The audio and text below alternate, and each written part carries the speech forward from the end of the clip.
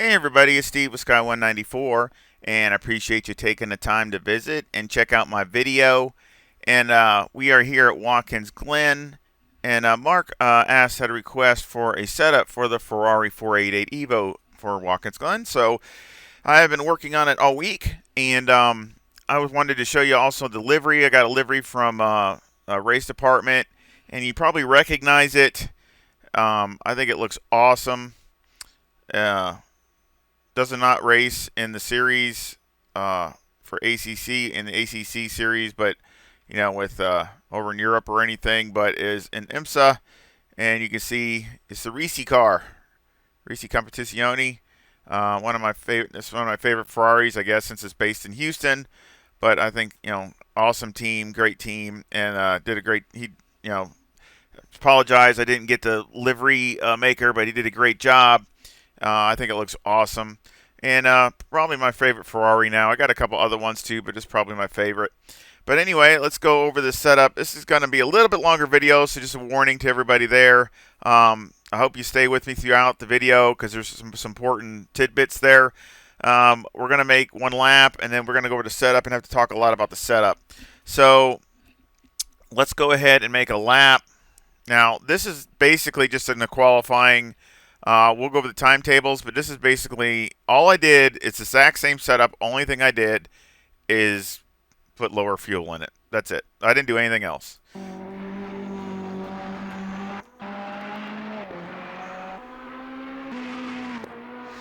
So, very simple. I mean, very simple. Just put low fuel in it, and I wanted to see what it would do with low fuel. If it would pick up, if it would, even run, or if things gonna end up being unbalanced and crash and everything else. So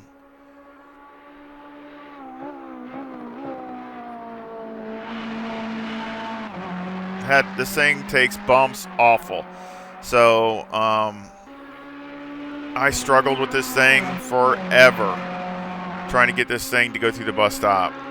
It is just a bear. It just does not like going over big abrupt bumps. 163 there. It's about the best you can get.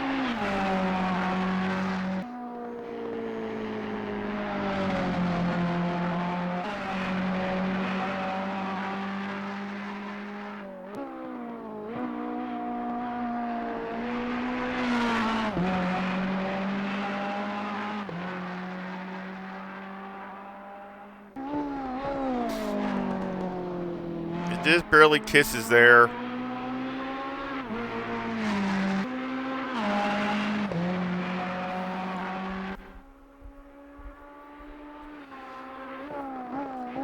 That corner back there where it kissed is the Achilles heel of the Ferrari. It does not like that corner. I mean, you know how every car's got strengths here and there. Well, that's definitely its weakness. It just does not like that corner there. And I've definitely unique because I have done stuff on the setup to this car that I've never done to any other car. So completely different compared to anything else.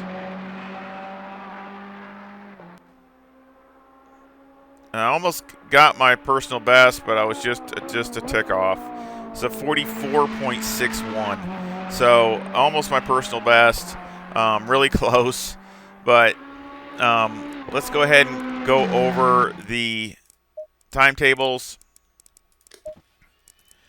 Now I've been working on it all week. So basically I've been putting in about an hour to 2 hours every night, trying to, and a lot of it's because also I'm trying to get, not a ton of driving time with the Ferrari, and I'm really trying to be picky about it to get it to feel and handle and do the things I want it to do. So again, some of that's me. It's not the car. It's just, again, I'm really picky over it. And this car it reminds me of the Porsche and the fact that you have to drive it.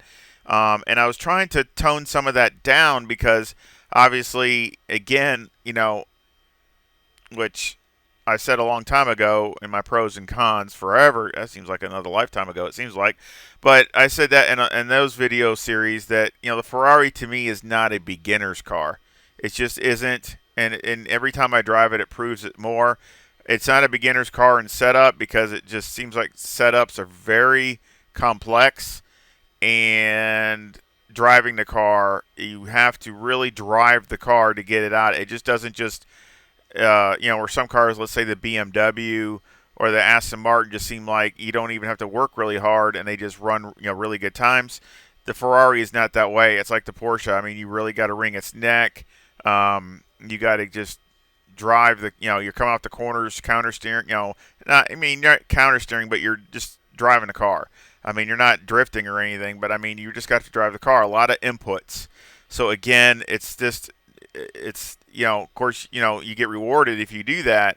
So I tried to make a package that was balanced and some adjustability into it. So as you can see, a lot of if really the car was consistently running low 45s with race fuel load in it.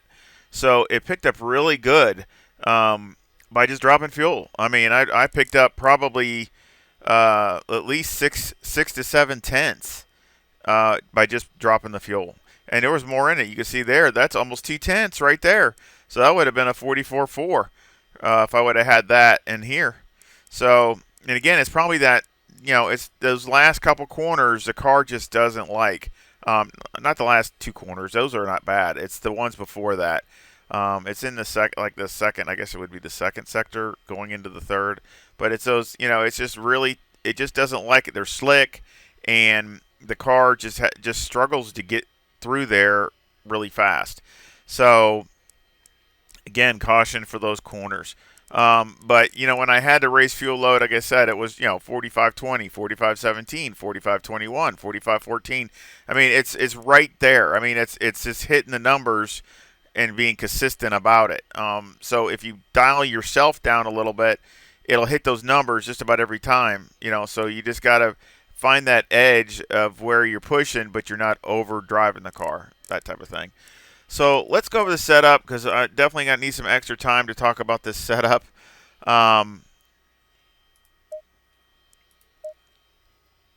So I got 24.6 left front, 25 left rear, 25.6 right front, and 25.8 right rear.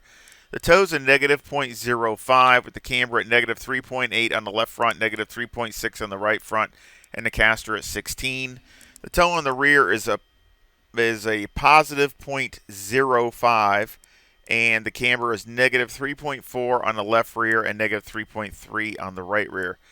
So in the beginning, let's talk about this page. And I hope you stick with me through the whole thing because, like I said, there's some things I really want to talk about to try to give you some options with this. And what I've tried and what worked, didn't work. I tried a lot more negative toe. That didn't work. It really didn't like it. It would turn in good, but then it would understeer, and then you get a lot of crazy stuff. So I really didn't like that. So I took some of the toe. I took that back out a little at a time. Everything I did was a little at a time. So that's why I've basically been working on it all week. The camber was I've tried everywhere from -4 all the way down to negative 3.4, and this accordingly down to negative 3.2. So again, I've been through the whole gamut. Now the aggressive setup has -4 on both sides, and I mean I could hardly. Going through the bus stop, I could hardly get through it. I would have to tippy toe through the bus stop and go through there really easy compared to what I usually do, and then go on from there. Otherwise, a lot of times you'd end up crashing in there.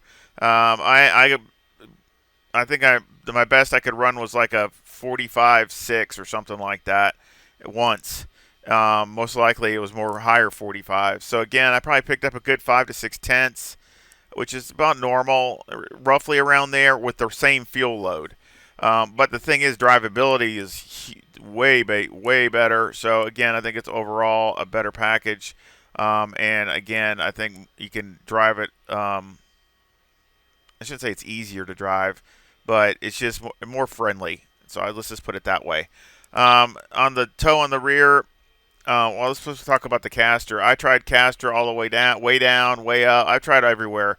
I've gone through the whole gamut of that also. I really didn't see that big of a difference. maybe small differences here and there in certain corners of stability. I saw some stability issues going through the bus stop, but I mean, that was about it. So basically, I just put it back up, not maxed out or anything, but just a little higher, like most of my setups. But you can maybe feel a little stability issues through the bus stop and through that long right-hander down the hill. But I mean, basically, that was about it. On the toe on the rear, I tried again more positive toe, and again, what happens is this thing has got so much. The Ferrari has so much rotation that you're trying to balance the rotation and the rate of rotation, and the problem is the car's rotating at different rates at different times. So what I mean by that is it goes into the corner and it feels really good, and then from the corner off, it all of a sudden starts rotating faster and faster to where you're pretty much kicking the tail out coming off like an oversteer type issue right coming off. And it's not every corner, it's only some corners. So again, it's really, you got to try to keep some of that, but keep it tamed. So again, take some of the positive toe out, try to get rid of that because it doesn't really need to help on getting the rear end to rotate. Also, the negative camber on the rear. I mean, again, that's more than I usually run, but again, I actually ran a wider gamut from inner to outer. I usually like around 3 degrees difference. I ran it this time at 4. And because it just seemed like the Ferrari did like it a little bit better. So I did run it a little bit wider gamut, and so I ran a little bit more negative camber because it just seemed a little bit more stability with that, with the Ferrari. Now again, the Ferrari's got a very stiff chassis compared to a lot of other cars. It's really stiff, and that's another reason why it goes over the bumps so harsh. Even you could have the shocks way down, the springs way down. It don't make a difference. It's still going to go over the stuff really harsh because it's the rigidity of this chassis is so stiff. It just basically shakes the whole car. And I've tried so many different combinations I couldn't even tell you, but definitely it needs the stability when you're in the middle of the corner and to try to keep the back end from understeering and things like that to where the car starts getting into the balance going in under and oversteering and all kinds of back and forth. So that's why I did that. Electronics. Now this is, again, a really good option with the Ferrari because the electronics are so good. I did it at 3 and 4. I could handle it that. But again, take advantage of that. If the car is a little bit too much for you, just turn it up. I tried the 4 and 6 combination. That wasn't bad.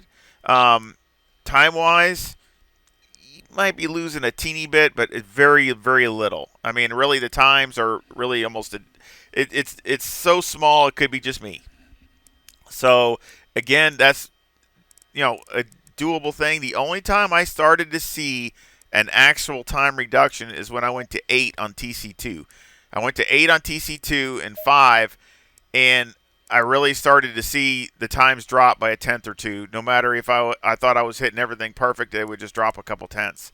So but again, if that's what you need to do to get the car to do the same laps, then that's fine. Again, take advantage of that because that's something you can adjust on the fly.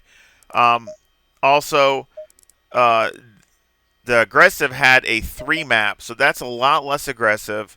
And you can always do that also. You could go to a 3 map, and it gives the throttle a lot less aggression, so that might be fine. I did not try that because in all the past, basically, driving the Ferrari, all past experiences, every time I do that, I lose time anyway.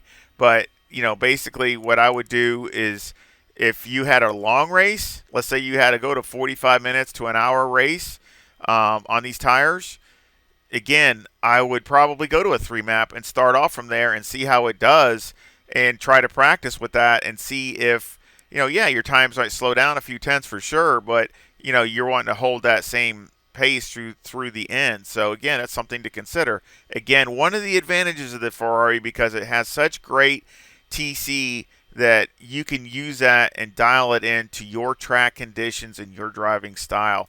So don't forget about that. That's a big plus for the Ferrari right there. fuel, of course, I started out with 18 liters with the those last laps, but I did the whole setup with 65 liters.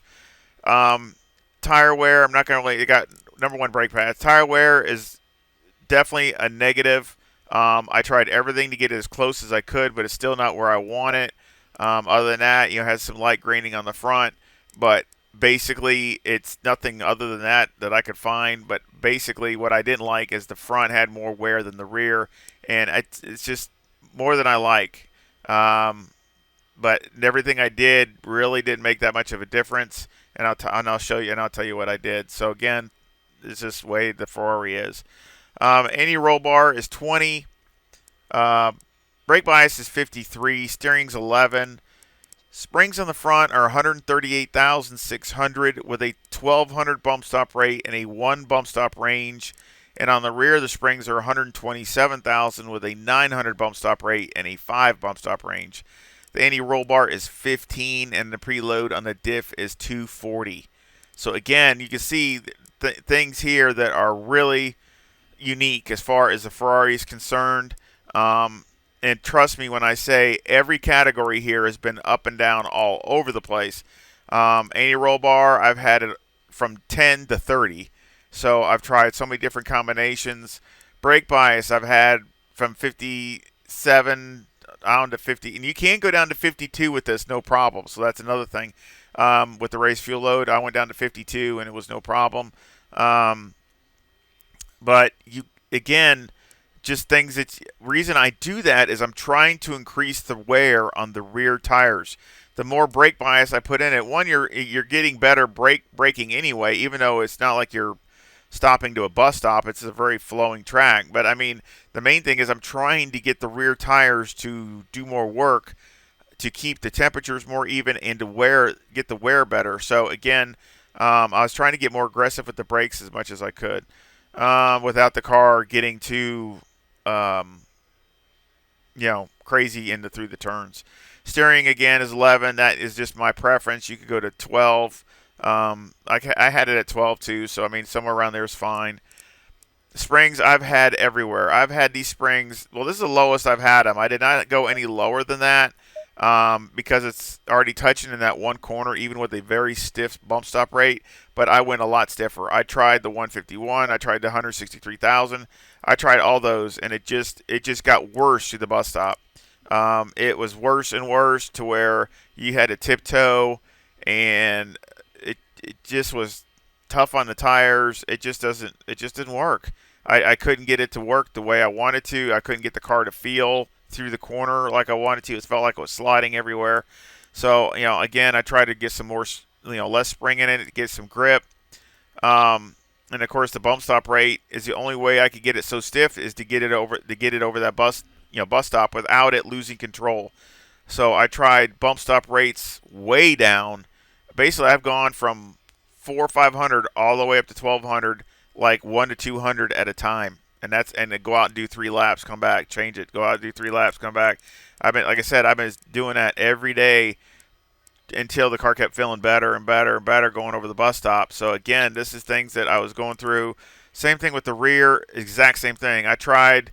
One second. Let me see.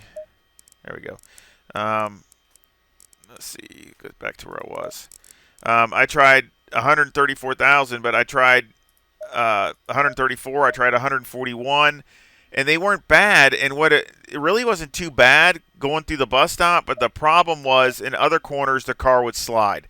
Those corners after going down the hill, and you got those 2 slick corners near the end of the lap. The back end was wanting to just slide, and you're almost counter steering to catch it. It was just too much spring to do that. So to counter that, I would soften the spring so it wouldn't slide. But then the problem is, then you have problems over the bottoming out going over the bump stop, or going over the bus stop. So that's why I had to increase the bump stop rates. And again, I started both of these at like 400 and gone all the way up at 100 to 200 increments all the way up. And the same thing with the ranges, changing the ranges. Sometimes I would change that and then go back and change a range and then go down and go up. I mean, I change all kinds of stuff. Trying to get this thing, and it's still really not where I want it to be over the bus stop, but it's a lot better than it was. Lot better. So again, I mean, again with the aggressive, I couldn't even hardly. You had to tiptoe and be extremely careful what you, how you went through there. Otherwise, there's just no way. The car would bounce so hard, bounce all over the place that you would wreck half the time. So again, with the anti-roll bar, I've tried it all the way down from 5 to 15.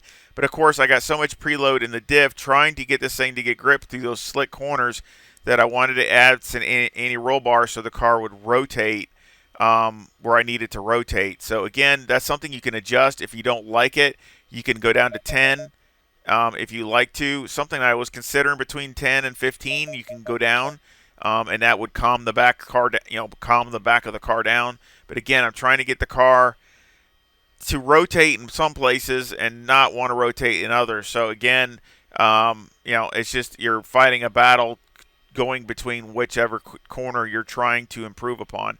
But again, that's an area that you can change to suit your driving style. Again, that's one place I would definitely go down.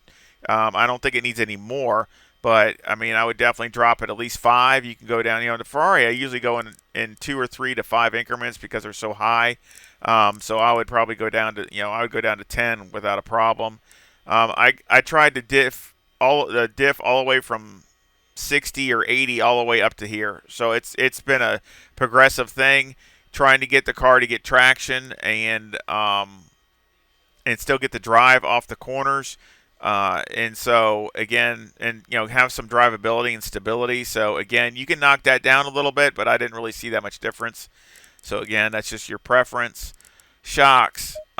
We got 1, 2, 3, and 12 on the front, and 1, 2, 3, and 11 on the rear. So again, they're pretty even. I didn't even notice that, to be honest with you, but they're pretty even. Motec looked really good. I think it was dialed in fairly well. Again, I was adding a lot of maxed out the fast rebound, trying to get it to go over the bump, over the bumps better. But it looked good on the Motec, when I was dialing in as much as I could and still keep, Motec in the parameters that I was wanting it to be in. So that's really good.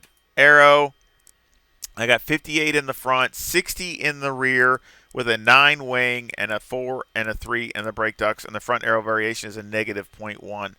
So again, I wanted some ride height in the rear to help the car to turn when you want it to turn. But I've had the wing. This is a very important thing. So this is one of the most important tidbits here. So I hope you're still with me. You can take this wing all the way to 12 without a problem. So again, I was running a lot of those fast laps with a 12 wing. So you can go either way. So it depends on how hard you want to push the car. It might cost you a tenth. It costs you 1 mile an hour at the bus stop. With the 12 wing, you hit 162 before you go through the bus stop. With a 9 wing, you hit 163. So again, that could make a difference. I mean, I'm not saying that. So that's your preference. With the 9 wing, you have to. And again, this car has got such a great diffuser that the wing doesn't make huge differences like it does in a lot of other cars. The diffuser is where a lot of the aero is on the Ferrari, and the wing is, makes a difference, but not like other cars where you put a click of wing in it and it's, dramatic. So again, it's small changes, but again, don't be afraid to click more wing in it. If the track maybe is a little slick, or maybe your driving style, you just don't want to have to drive the car that hard, you can just go a click at a time until you like it, or a couple clicks. You're at 9, go to 11. If you feel better, just go to an extra and go to 12. I mean, I went all the way up to 12, and the car definitely, you can go through the corners a little harder, a little faster, a little bit more stability. So again, it's just that little bit more, But again, I think if you really drive it to its capabilities, as far as with this setup, I think you get a little bit more time with the 9 wing, and of course you have another mile an hour down the back straightaway. So again, the car rotates a little bit freer and things like that, but the car is still, again, very consistent. I mean, I was hitting within a tenth or two with the 12 wing, just boom, boom, boom, boom, and of course you can dial in more rear brake bias to try to get the rear tires to keep the increase the wear on the rear. Compared to the front. So again, a lot of things that I'm throwing out there because this setup was very complex as far as me trying to get it to do what I wanted it to do and still be consistent and still have drivability in it. Again, it's the Ferrari, so that's a broad term. I mean, drivability with this car is, again, it's not like a lot of other cars like the BMW or something, or the Aston Martin or cars like that. But I mean, it's the Ferrari, and it's just you got to really drive it. But again, if you don't want it that way, it's very easy to change. Again, I would just go to a 12 wing, boom, just like that, and try that. And then if you still want it, a little bit more, I would go right to the TC, and I would go to 1 click up there and go to 2 clicks down in TC2 and go from there. And that's going to take it down again another little step. So again, there's a lot of changes, small little changes you can do to help fit your driving style and what you want the car to do. But it's got a good balance, and again, it was really interesting. Really trying to see what the car would do, and I really made a lot of effort to do small changes and go out for 3 or 4 laps and see what it would do, and then a lot of times sometimes it was good and I would build on that, and other times it didn't work and I would have to go another direction. So again, that's why it took pretty much the week to get it done. But I hope y'all enjoy it. I hope it works good for you and that you can get some more enjoyment. The Ferrari is a great car. It's fun to drive, especially if you really love to have to drive the car. It rewards you for that. It's a monster on that one map. I mean, it's a monster, but I mean, it is a fun car to drive, and it has a lot of different personalities.